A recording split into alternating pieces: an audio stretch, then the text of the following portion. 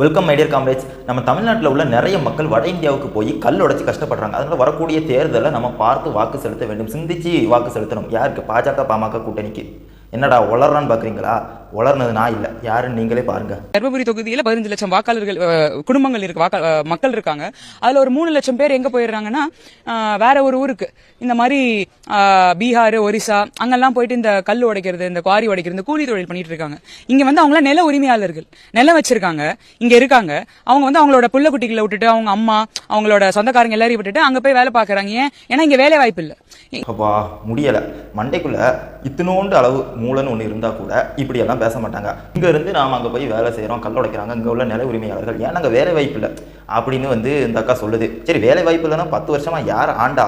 உங்க சட்டமன்றத்தில் வந்து நீங்க யாரோட கூட்டணி வச்சிருந்தீங்க? அப்போ இப்படி எல்லாம் பார்க்கும் பொழுது மக்களே நாம சிந்திக்கணும், நாம உஷாரா இருக்கணும். இந்திய அலைன்ஸுக்கு உங்களுடைய வாக்கை செலுத்திருங்க.